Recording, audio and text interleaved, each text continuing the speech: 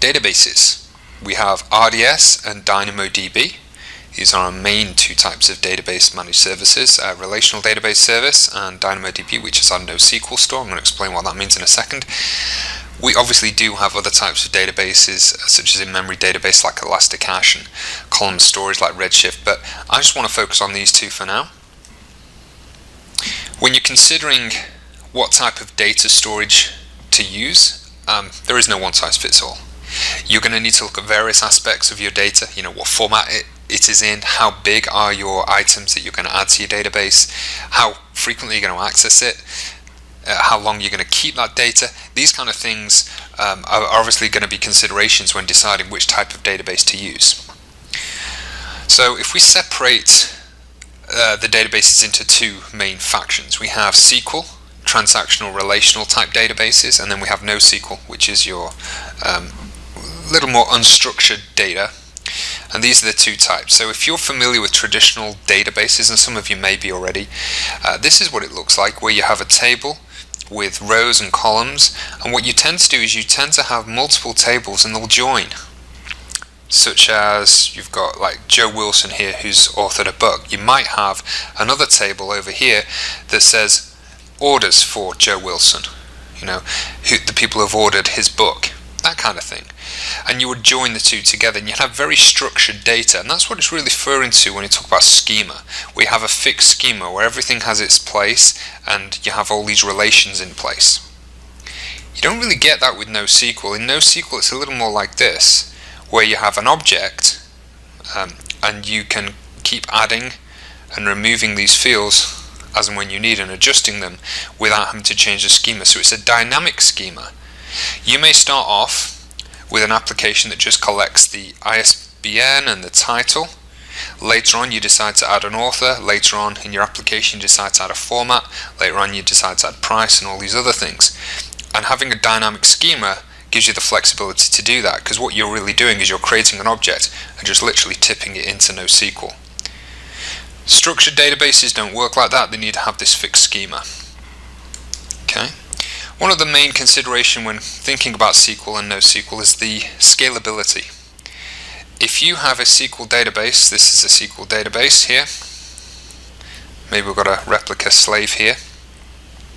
If you want to scale this up, you're going to need a bigger box. So what you do is you replace that with a bigger machine. That's vertically scaling. That may encounter some downtime when you're scaling up your machine. NoSQL works on a series of little nodes, and if you need to scale out, you just add more nodes. And this is horizontal scaling versus vertical scaling. Horizontal scaling usually better. So let's talk a little more about RDS. In a lot of ways it's like an EC2 instance that you can cost effectively scale the capacity up and down. You just get bigger machines if you need more space. The main real advantage of using RDS as a managed service versus launching an EC2 instance and loading, say, MySQL on it yourself is that we can handle all the time-consuming managerial aspects. Your typical database admin, things like backing stuff up regularly, patching software, these kind of things. The other advantage of using RDS, other than the fact that we can manage most of the grunt work, is that it's available in all different flavors of database, or many of them at least, such as MySQL, MariaDB, Microsoft SQL Server, Oracle, and Postgres, and even our own Amazon Aurora. One of the other things that's not really mentioned on this slide is that if you have an existing traditional database on-prem and you're trying to get that into the cloud, we have database migration service that allows you to do that, and you can even switch from one type of database to another. We have schema conversion tools and all these other tools to make your life a little bit easier. But fundamentally the idea of RDS is it's a managed database system where we do all the grunt work, and if you're scaling your servers with vertical scaling, we can handle minimizing that downtime. We can make sure it fails over if one machine fails. We can fail over that to another availability zone, promote that to the master, and we can do all these things that you as a database admin would normally have to do on a day-to-day basis. We handle that for you as a managed service.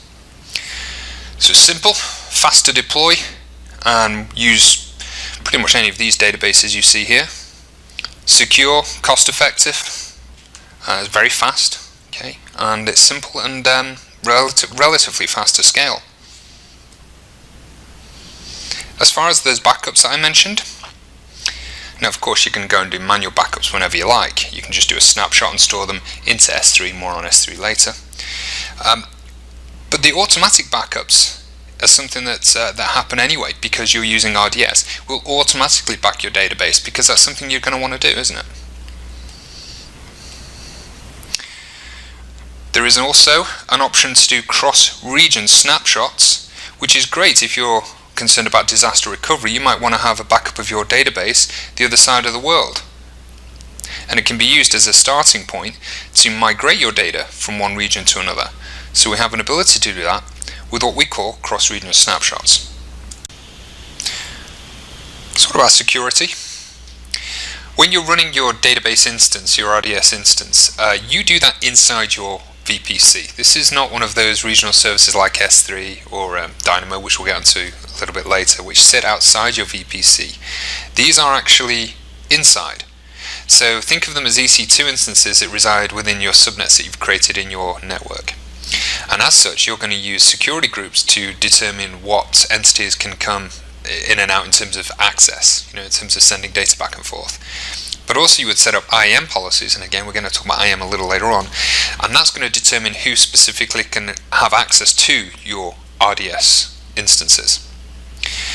When you create these RDS instances, you can choose to encrypt them, and by encrypting them it means that when we take these regular snapshots, they're automatically going to be encrypted for you.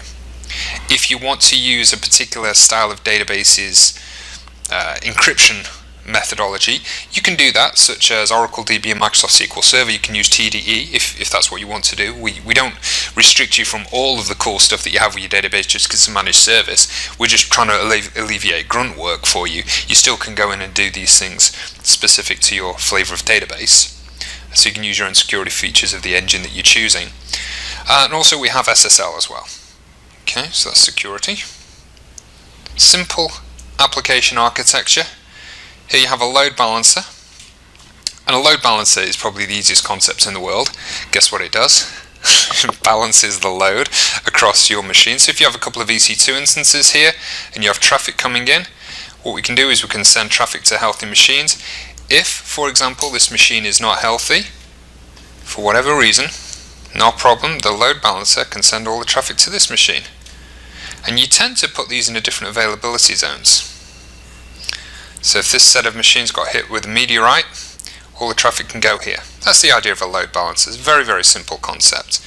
And generally you would be putting this in a public subnet, and you'd have all these hidden away in the private subnet, and only have them accessible via the security groups from the load balancer itself. Now, once this traffic is at your application servers, they're going to need to communicate with a database. Notice the way they all communicate with this master database here.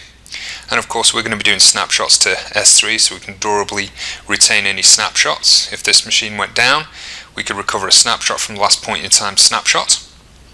But there's a challenge with this. We have a single point of failure here. Look at this. What happens if this machine breaks? And machines, as we know, do fail. So in that scenario, your users are out of luck because your application database is down. So how can we get around that? We can simply use more than one AZ. By having multi-AZ RDS deployment, what we're really doing is we're taking a synchronously replicated version of your database into another AZ. Right? So we have one master database which we interact with, and then we synchronously replicate over to another availability zone. And the good thing about this is if the main zone goes down, the main availability zone, for whatever reason, we can promote the slave in the other availability zone to become the new master, and therefore you're minimizing your downtime.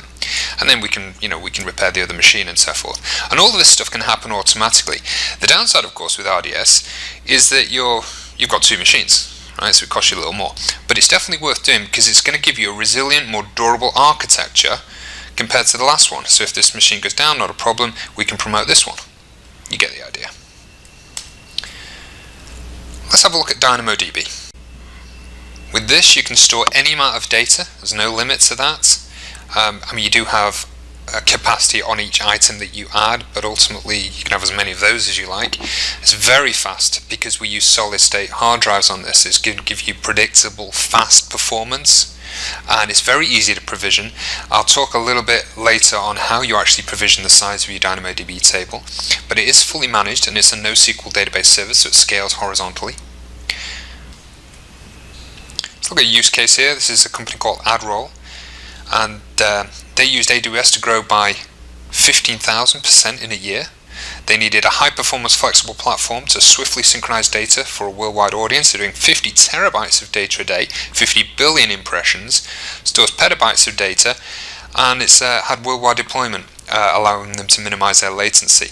As they say here, I love this quote, "We spend more on snacks than we do on DynamoDB." And that's the advantage of Dynamo. It scales to massive heights, but it is also extremely cost effective, especially for a small startup that is just experimenting with DynamoDB. You're only going to pay for what you use.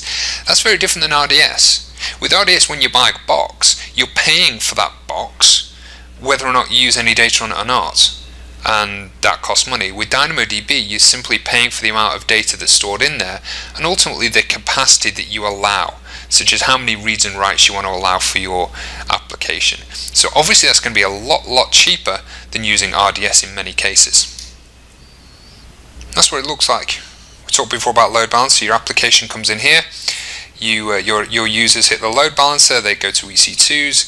EC2s hit DynamoDB, and this is going to be a regional service. So all of those, regardless of which AZ they're in, can reach DynamoDB, and that can fetch data and return it back to your users. So how does a data model differ from, say, RDS? Well, with RDS, you have tables that join, you have rows, you have columns. They have the same thing in Dynamo, they just name things a little differently. Instead of columns, they call them attributes. Instead of rows, they call them items. Luckily, they still call things tables. Okay. And so, if you were to have a dynamic schema like this, you could have one object which just has the artist, song title and album, and then another object later on that includes the year and genre. So what you have is these gaps, and in NoSQL that works just fine. That works really well, and it means that your schema is very flexible. So that's really the main difference in terms of the data model, and it's extremely fast to read and write to that. You do need to provide a partition key, and if you're familiar with the traditional SQL world, you might know of a primary key. We have a similar thing with a partition key. This partition key for your table is going to need to be unique. So maybe you have, like, I know it says artist here, but you might have customer ID, it says 1, 2, 3, and 4, that kind of thing. And that would need to be unique so that then you can search on that partition key and extract one or more of the attributes back in the query. That's the way that works. When I first saw Dynamo, I thought, I don't see how this is that good, right? That was my first reaction, because you can only search on the partition key. So you can't search for all of those items on a specific year or a specific genre. You can only search on the primary key or the partition key. Well, luckily, there is more to it than that. You can create what we call indices, and they lay on top of your traditional table and allow you to essentially create secondary partition keys and be able to search on year or search on genre. So you add that to your additional table. They're called indices. I'll get onto that in a little bit. This sort key here is where you can't create uniqueness on the partition key. So in some cases like this, where we have an artist, you may have bands that have the same name, but they have different song titles, and the combination of the band name and the song title, that is unique. So you can create uniqueness by having what we consider a compound key, where you have a partition key and a sort key together to create that uniqueness. Okay, well, then that's pretty straightforward, right? When we do developing courses on AWS, we spend quite a lot of time talking about global secondary indexes, or GSIs, local secondary indices, partitions, how to provision throughput and all these things. I'm purposefully going to keep this relatively high level because I don't want to get into the weeds on this. But the idea of a global secondary index is nothing more than looking at your original table and specifying a new search key. So this table here, you cannot search on genre, you can only search on artist. If you create a GSI, you can then search on genre. And you notice if this had, maybe this had 1 million items in it, right? And your index could have maybe 100,000 items, only the ones that had a genre listed, like these ones, and the rest aren't even added to the index. This means you have nicer, shorter, succinct indices compared to your tables, and these are much better to search through. So when you find that you want to search on particular areas, you create indices for those. I think at this level, on a Tech Essentials, that's as deep as I really want to go. We do have LSIs. Feel free to ask your questions in the chat window, but I'm just going to move past that because it does get a little bit more complex. And again, I'm only going to touch on a high level here with the provision throughput. I'm not going to go into calculations. But when you're defining how big your DynamoDB system is going to be, you're really defining how many reads and writes you're going to allow. So each item that you have, or each row in DynamoDB, can be a maximum of 400k in size. You size your table based on how many reads and writes you need, or what we call RCUs and WCUs. So if you had, maybe you had an item and it's 10k in size, and you wanted to write that every second, you're going to need 10 WCUs to be able to write that item every second. You get the idea. The read capacity is based on a strongly consistent read, and I'll get into the difference between these two in a second. Let's just look at the strongly consistent read first. If you had an item and it was 4k in size, and you wanted to read that every single second, you'd need 1 read capacity units. If you had a read requirement of maybe an item that's 6k, and you wanted to read that every second, you would need 2 read capacity units to over provision. Because if you only had 1 read capacity unit, which allows you 4k, and your item is 6, is not going to have enough capacity to read it. You would need to provide or provision 2 RCUs to have 1 strongly consistent read on a 6k item. Okay, as you can see, this can get quite complex if we start getting into the weeds on this. I'm not going to. I will, though, discuss this concept: strongly consistent and eventually consistent reads. When you make queries to DynamoDB, it's done through a cluster of nodes. So you have all these nodes, right? When you have an item, maybe let's choose a color. Let's say an item in here is green, and that is populated across all the nodes in that region. And then later on you say, I'm going to change this color from green to blue. Now, as that blue is propagating through all the nodes across all of the buildings in the region, if a query comes in and queries this one, it's going to be different than the answer that it gets from here, isn't it? If a query comes here, they think it's green. If a query comes in here, they think it's blue. And this is the problem of a distributed system. You have eventual consistency. And as such, if you just do the standard reads, it's going to grab the first node it can and return the value. And in some cases, that might not be okay, such as banking transactions, where you need to have that strong consistent read. So what would happen if you do a strongly consistent read? This will wait here and collect all the information off all the nodes and evaluate this is the latest one and return blue, not green. That's obviously more expensive because it has to look through the other nodes. So strongly consistent read is more expensive, or twice as expensive as the default eventually consistent read. You specify whether it's strongly consistent or eventually consistent when you make the query. Why do we have both? Well, in some cases you need that strong consistency, but in most cases we don't think you do. For example, if you're updating a status, maybe on a social media network, and you're changing a status and that's propagating through, if somebody the other side of the world sees the old status for maybe a second, it doesn't break your application, doesn't really matter that much, but we understand in some cases it does. And so you can pay a little premium and have the strongly consistent read if you prefer when you make that query. Alright, that's all I'm really going to go into in terms of depth on that, if that's okay. So finally, with some database considerations, if you need really fast reads and writes and you want to have really nice scalability and low cost, and you pay for what you use, DynamoDB is probably the way to go. I would suggest if you start a new project, start with Dynamo, and if you find that you need to have relations and transactions and that kind of stuff, look at RDS, okay? Because you can have different types of database. You've got multi-AZ for that failover. We will minimize the downtime when you're doing the vertical scaling, or if there is a failure with a master node, we will replicate, we will promote the slave, we will do all these things because it's a managed service. But these are the two choices you've got. The final option, if neither of these two choices or two options for managed services, none of them suit your needs, of course you can go down to the metal. You can go to an EC2 instance and install MySQL or MongoDB or anything you like on there, and that gives you complete control and complete power of the system.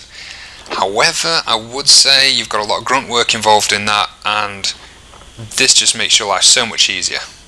Okay, so I would look at managed services because we're following best practices, best security practices when we provide these managed services to you. Okay. Amazon S3, I guess this is one of the most common products. It's usually one of the first places people go to when they start working with AWS. It's usually a toe in the water approach. Many companies will maybe just store a database backup or some item of value into S3 just to test the cloud, and then over time they start moving on to other services. We see this a lot. So S3, all it is a simple web service interface to store and retrieve any amount of data, which is a pretty bold statement. I mean, there are some restrictions on individual items you put into S3. There are some size limits, which we'll get onto later. But the idea, you can have as many of those items as you like. It's a huge data lake where you can store almost anything. And it can be accessed anytime from anywhere on the web, providing you've enabled access, because as you know, everything is locked down by default, and it is up to you to expose the objects you want exposed, and everything else remains locked down. It's going to be highly secure, durable, meaning once you put something in S3, it's replicated across multiple availability zones because it's a regional service. So it's very durable. The chance of losing objects almost minimal, and it's very scalable, which means you can throw any amount of data at this thing. So some use cases. I mentioned before that companies like to maybe store database backups in there or store logs. It's also good for static website hosting if you want to just store a typical website, index HTML, JavaScript files, CSS files, fonts, this kind of stuff. It's wonderful for that because you don't have to provision EC2 instances and load Apache on it. You can just host a website straight out of S3. A static website, I don't mean a dynamic one. Disaster recovery, this is another aspect. People would have a copy, or companies would have a copy of their data, perhaps stored even in a different region, and then they can replicate from that data source and handle things like disaster recovery. Backup and archiving, that's probably the most common one though. Also, big data analytics, we're seeing much more of this. A lot of companies now are throwing data into S3 in various formats from various sources, and just literally tipping the kitchen sink into S3, and later on looking back at that data and making sense of that data with things like managed Hadoop, such as Amazon EMR or Athena. So let's look at some key concepts. You store data in S3 in what we call buckets. Right? These bucket names that you create in your account aren't unique to your account. This is actually a really important point with S3 and bucket naming, is the bucket names that you create have to be unique across the whole universe. Right? They're globally unique. It's not per account, it's not per region. If you declare a bucket name to be called My Amazing Bucket, nobody else can have a bucket called My Amazing Bucket anywhere in the world. Okay? So they're globally unique. Think a little more like domain names. There are some naming conventions on your bucket names. You can only have a certain amount of characters. You don't use lowercase letters, numbers, and hyphens. Avoid using the period character. You can use a period character, but I would avoid using it. It causes some problems down the line with SSL and a few other things. But just tend to avoid it, although you can use that. I'll get onto versioning in a second. I'll come back to that one. And buckets are associated with regions, and regions, they vary in terms of their cost. And obviously it varies in terms of the latency. If you have users here, it makes sense to get the information from here instead of going all the way over here, right? So you want to choose your bucket locations because it's a regional service. You want to choose that based upon, where your customers are, where your data is being moved around. Because data moving within a region is going to be free, but once you start moving data outside a region, that's when it starts to rack up costs. Another consideration that's often overlooked is regulatory requirements. If you have a social media network over in one part of the world and you're collecting user data, there may be some regulatory restriction on moving that data outside of the region. So even though Amazon Web Services allow you to do many things like move data around regions, just because you can doesn't mean you should. So there are certain considerations you have to look at, such as regulatory compliance. Okay. So let's look a little more at these objects. What you're looking at in the bottom right here is a version-enabled bucket. Meaning when you just throw an item, say collections HTML, it's an HTML page, and you throw that into an S3 bucket that you've created, if you then overwrite that, it will replace the old object. However, if you choose to, and you would have to proactively do this, if you choose to, you can set up versioning on that bucket, which means when you overwrite it, it doesn't actually overwrite it. What it will do, it will just create the new version on top of it. So you have two full objects, not the difference in the object, two full standalone objects on top of each other. This is useful because if at any one point in time you decide to delete an item and it happened accidentally, if you had a non-version bucket, your item's gone. If you have a version bucket, what happens is it creates a delete marker. I should probably change ink for this. It creates another one on top of here, which is a delete marker. Saying marker. And when a request comes in, it sees the delete marker and goes, oh, I'm going to return a 404 not found. This is not there. How do you restore the object? You can guess. Delete the delete marker, and then it sees the object below it. It also means you can identify items by their version ID as well, so you can get specific versions of your object back. That's what versioning allows you to do. That is something you proactively activate. By default, they're not version enabled. Okay, normally when you overwrite an item, it's overwrite it. Normally when you delete it, it's deleted. Each object that you upload also has some associated metadata. Metadata can be things like how long it's going to stay in cache in terms of your content headers, other bits and pieces such as tags, all of these things. Again, I'm going to refer you to the docs. You can add metadata surrounding the objects when you upload your object or after you've uploaded it. So these are the URLs that are created with S3 objects, structured as so. Defines S3, the region, our domain name, your bucket name, and then your object name. So they can get a URL that if someone goes to that URL, they can get hold of your object. Now, of course, you have to enable that. You have to either make it public or make it available to them with either a pre-signed URL, or it has to be someone in your organization with the appropriate role, or a bucket policy that we have on there. But once they have access, they can access it via that URL. And in many cases, if you're hosting, say, a website, you want to use a different URL. You would structure it more like this, where you have your bucket name at the beginning, then S3, our domain name, and then your object key, as it says here. This way, you can configure your own domain name to point to said URL. And that way you can have a website with all your information in here and host a full static website on your own domain. Let's look at put operations. This is nothing more than uploading objects or even copying objects over to from one bucket to another. When you upload an object, because there is no real size limit within reason, I mean, you have like a 5 terabyte limit, I mean, that's huge. But generally, there's no limit to the size. You just throw any kind of object in there. But once it starts getting over 5 gigs, you want to start breaking it down into multi-part uploads. We actually recommend using multi-part uploads and breaking it into chunks, even at a very, very small level. So we would go as far as to say, don't wait till the item is a reasonable size, like 5 gigs, before breaking up. Actually break up your object at the 100 megabyte size and start uploading it in chunks. This way you can resume an upload. There'd be nothing worse than uploading a 5 gig file or a 5 terabyte file and getting to 4.9 and then the connection dies and you have to start all over again. So being able to use multi-part upload is obviously going to be advantageous for you. Great for moving objects across S3. You can also update your metadata. You can do that when you load the original object, and you can also do it afterwards as well. Copy operations, just create a copy of an object, move it from one bucket to another, or even to the same bucket. Just essentially doing a rename and then deleting the old one. So we have all these options for operations on an object. Oh, and by the way, just so you know I talked about chunking this up and creating a multi-part upload. The APIs that you use when you're programming with S3, or even if you're using the console, they hide that from you. That's just what's going on under the hood. From your perspective, you just put in an object into S3, job done. It takes care of this for you, it handles that for you, okay? It's transparent.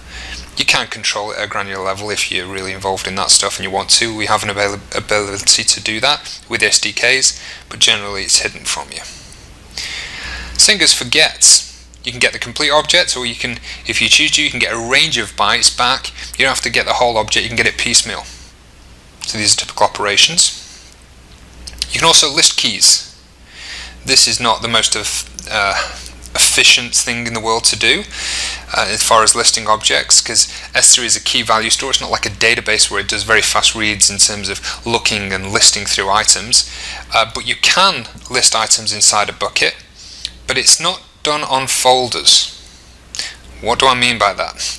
It looks like it's a folder, doesn't it? If you look at this, these look like folders. They're not actually folders. These are actually just key values for the whole key. If you were to replace this with underscores instead of forward slashes, you'd get an idea of what it is. It is just a simple key value flat file system. We don't have folders, we don't have a typical structure like that. It's a key and a value. Nothing more complex than that.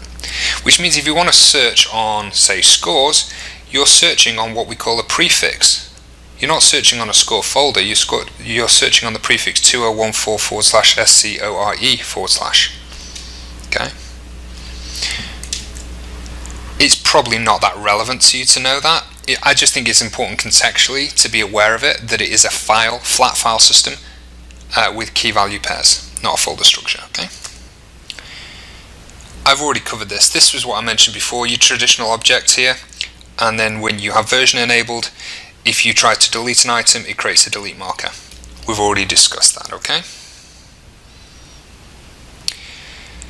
Something else you can do. If you store something in S3 and then decide that you don't need constant access to it, you can put it on ice. You can take that object and put it in a service called Glacier, and you can automate these rules, of course, but if you move something into Glacier, it means it's going to take a while, maybe a couple of hours, to get that object back if you need it. Why would you do that if it takes so long to get the item back?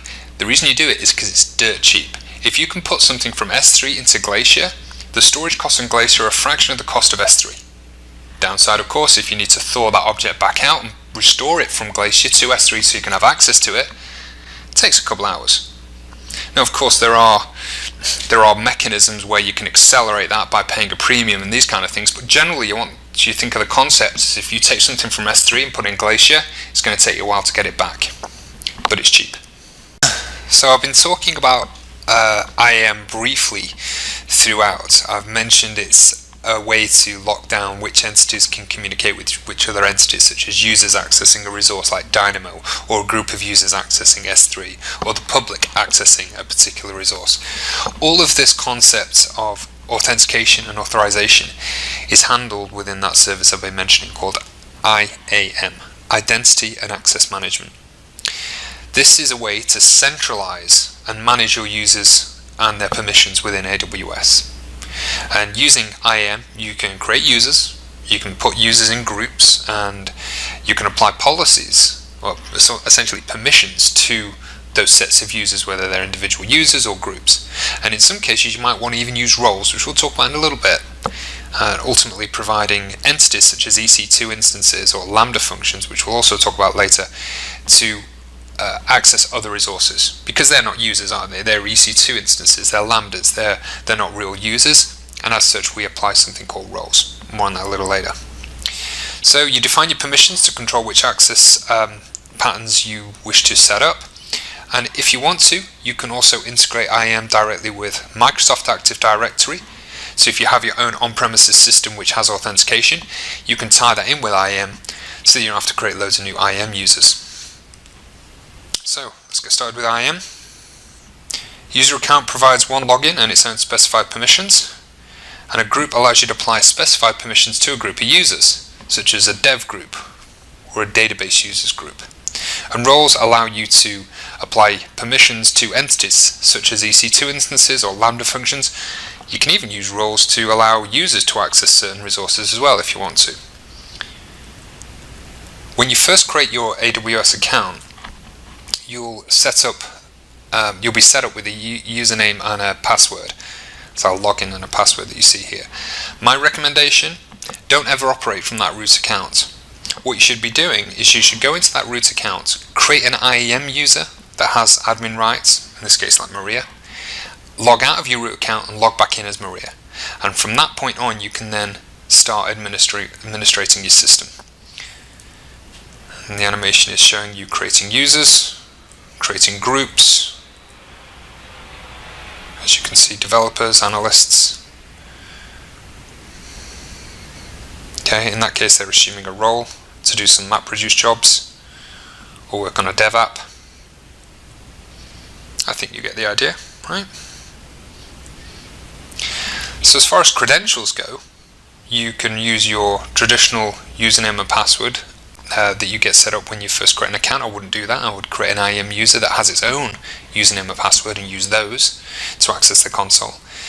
If you choose to, you can use the command line tools or the software development kits or the query APIs, and as such, when you're using those, you don't use a username and password. You use a specified access key and a secret key to uniquely identify you and sign your requests. We'd cover more on this if we were doing, say, a developing course.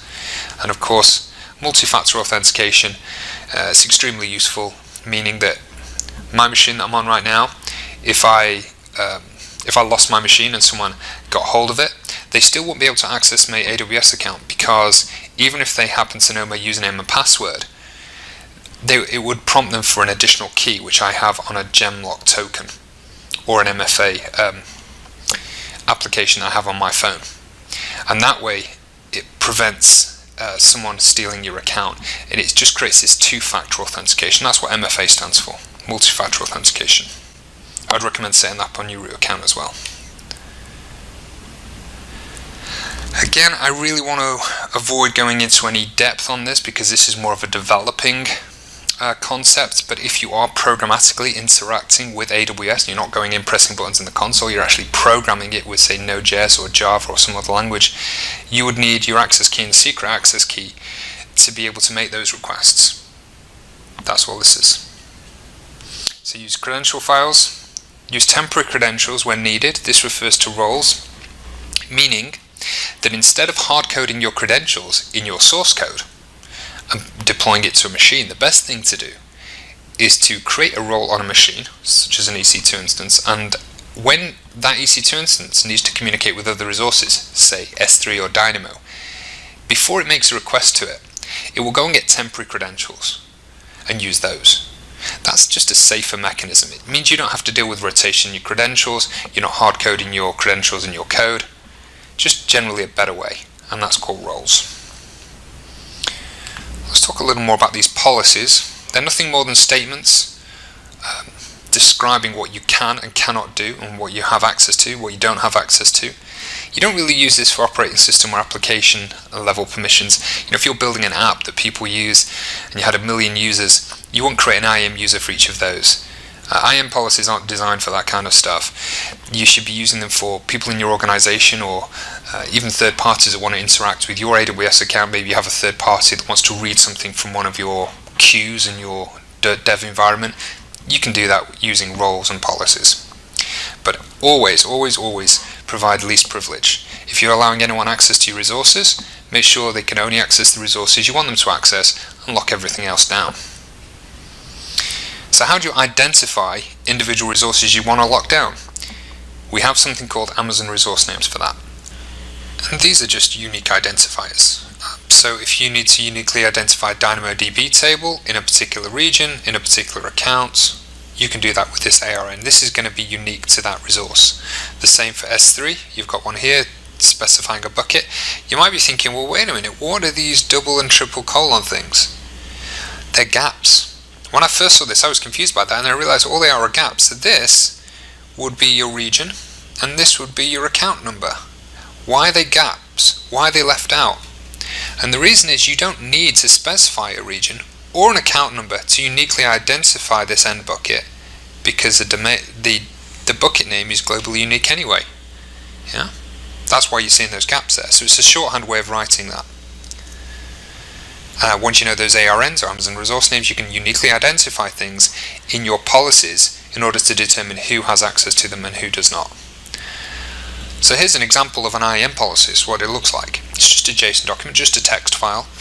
And what you're saying here is you're allowing anyone to access, whoever holds this policy is allowed to interact with EC2, specifically in this region, specifically in this account, specifically this instance, and can do pretty much what it wants to with EC2, provided both of those conditions are true. So when you run an IAM policy, it's smart enough to know a few things. It knows the tag that's on the EC2 instance that you're trying to interact with, and it can check whether it's labeled as test or not. It also is smart enough to know the current time and can check it against a timestamp you set. So here, as long as a request occurs before the beginning of the year 2016 and the tag had department equals test, then they'd be able to access it. If neither of those or either of those were false, they would not. Okay, so that's how a condition works. So IAM is pretty smart that it can do conditions on resources. So how do the permissions work? Well, we have a couple of different permission types. We can have user-based permissions, such as Bob, Larry, or a group here. This would be a group of managers, yeah? Or you can have the resource-based policy. Generally have a combination of all of them. And with these permissions, there is no structured hierarchy. It's not as if you add a new policy and that overrides the previous ones. The way I like to visualize policies and the way the permissions work within IAM is I think of three pieces of paper on a desk. The first one is the user-based policy, such as Bob's user policy that he carries around with him. You have the group policy that Bob is part of, and then you have the end resource policy, the resource policy based on maybe S3, for example, or Dynamo. And what you need to do is you need to take each individual policy and put them down flat against each other and scan through all of those three policies. If anywhere on any of these policies there is a deny, meaning that either the resource says Bob is not allowed access, or the group is not allowed access, or the user itself is specified no access, they do not have access. So the first thing you do is you check for a deny, and if there's a deny in any of these, that's the end of the story, they do not have access. Say, for example, there is no deny specified across any of these three policies, not on the user, not on the group, not on the resource. Does it mean they have access? And the answer is no. They still have to specify an explicit allow on one of these. It doesn't have to be all of them, but as long as there is an explicit allow on one or more of these, and there is no previous explicit deny, only then do they have access. Otherwise, can't get in. Okay? So it's not a hierarchy. It's not a which one comes after another. It doesn't work like that. They're equal. Okay? User, group, resource, you look at them all and you analyze from there. So here's a user-based policy on the left and a resource-based policy on the right. What's interesting about the user-based policy is this part here. You see this dollar symbol, AWS username? Remember I said IAM policies are pretty smart, and knows things like current time, that kind of stuff, knows what tags are on an instance, that kind of thing.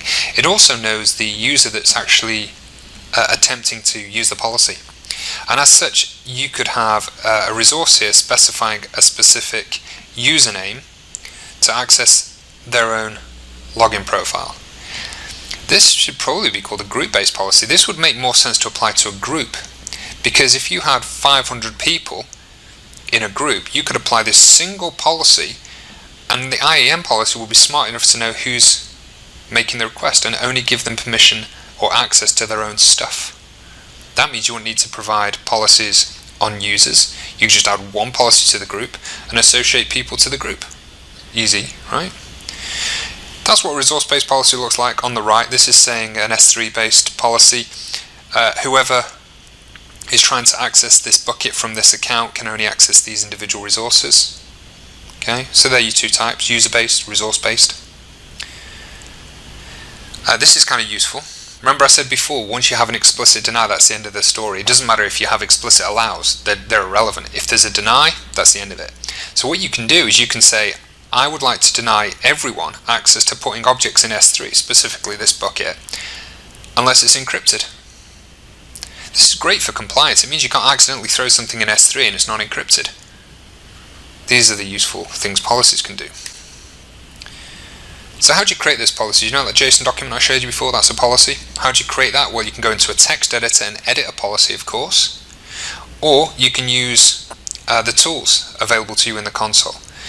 And in the console you have a range of managed policies with essentially template policies, such as code commit power users, S3 read-only user, that kind of stuff. You can go in there and choose a managed policy and essentially pick a policy off the shelf that's abiding by general best practices. Again, you should always be aware though of providing the least privilege at all times.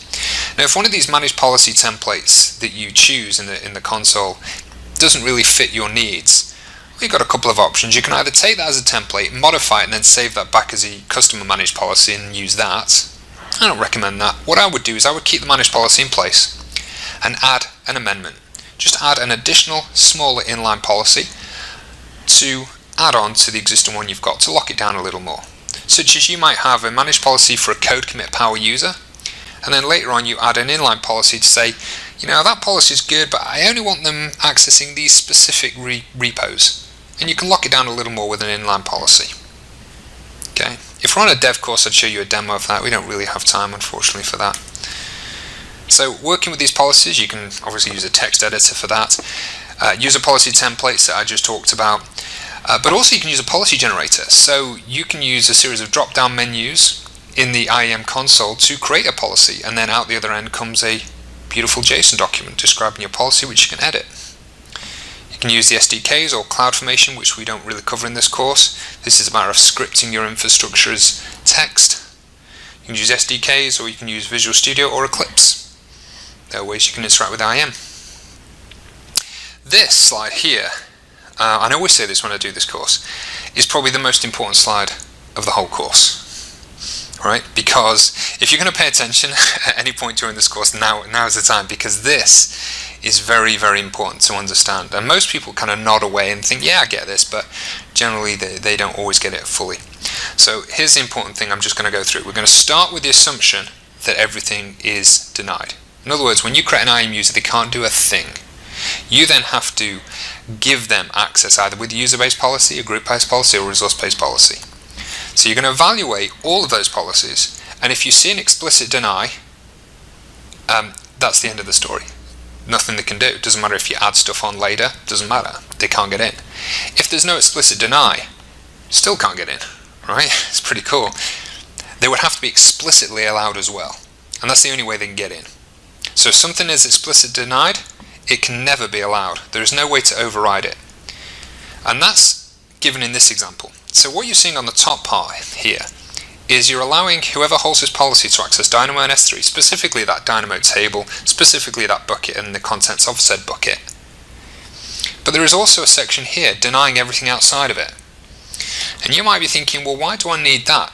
Because didn't Rick just say that when you have a policy in place like this, if you haven't explicitly allowed it, they're denied? Right? So if everything's denied by default, why on earth would you bother writing any of this stuff down here? Because it's not as though they can access bucket name 2, because they're not explicitly allowed. And the reason is, you might want to really lock down a policy, or really lock down a user. And this means that if you add the deny section below your policy, later on if that person joins a particular group that has access to bucket name number 2, they still do not have access because you've explicitly denied them. Yes, in the real world that's probably awkward, that's probably unrealistic, because if you're joining, say, Bob to a database administrator group, you're going to want Bob accessing databases, so you're probably going to want them to have the permissions of the group. But hypothetically, if you wanted to really lock down a particular policy, you can do that with an explicit deny, because no matter what they have later on, they can never get in because of this. Okay? This gives users access to a specific Dynamo table and S3 buckets, and the explicit deny ensures that users cannot use those actions or resources other than those tables and those buckets, no matter what. Okay? That's where you do something like this. You have a blanket policy that denies absolutely everyone from doing anything. unless they happen to be in a range of IP addresses that they can make requests from, such as building 1 or building 2 in your organization, or their home address if they had a hard-coded static IP, that kind of thing. Okay, so if a user in your organization leaves a building, goes to a Starbucks over the road, they can't interact with S3 because explicit deny is blocking it, even if they're the CTO. Yeah, you get the idea. One final thing on IAM, trust policies. Every time you create a policy, user, resource, it doesn't really matter. Okay, you need to determine whether the person that's going to use that policy is allowed to do it, is allowed to use that policy. And this is what you're seeing here. You're saying that Joe is allowed to use the policy below it. So this is a blanket policy saying anyone who has this policy is allowed to access S3, right? The only person that's allowed to assume this policy is going to be Joe. This is very useful for scenarios whereby you have an EC2 instance that can be operated by Bob, and Bob can do what he likes with the EC2, but Bob is specifically or explicitly denied from access to Dynamo. So how does Bob get creative? How does Bob get his hands on Dynamo? If he's explicitly denied, there's nothing he can do, right? Or is there? What happens if Bob decides to launch an EC2 instance with a role that can access Dynamo? He just hacks his way into Dynamo, hasn't he? This is why trust policies are important, because it helps you get around that kind of thing. Because you can say, okay, Bob, you can have this policy here that allows you to do stuff with EC2, you're good with that. But you're only allowed to pass in a specific role to that EC2 instance that can do things we're letting you do. And you do that with pass role. So when you're launching, say, an EC2 instance or a Lambda function that is going to assume a policy, before the console lets you create the policy, it's going to ask you what type of policy. And really what it's asking you for is a trust policy. You're saying that this is going to be a function designed to be assumed by Lambda functions, or this is designed to be a role assumed by EC2 instances, and you specify that before you write your policy. And that is what we mean by trust policy. Okay.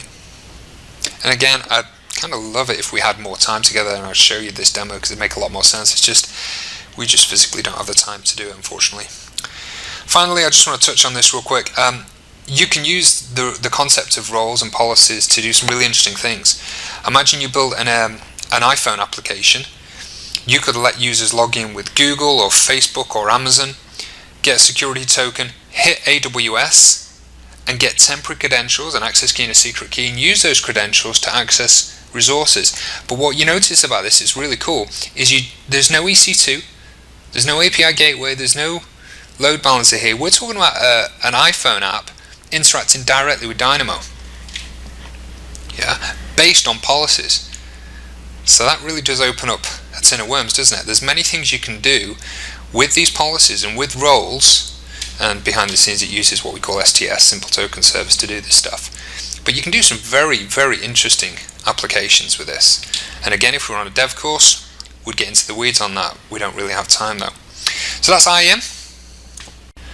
So we're pretty much at the end of the course. I hope you enjoyed the course, obviously. I hope you got what you needed. I am going to leave you with one final thought though. I've talked about some of the core concepts within AWS.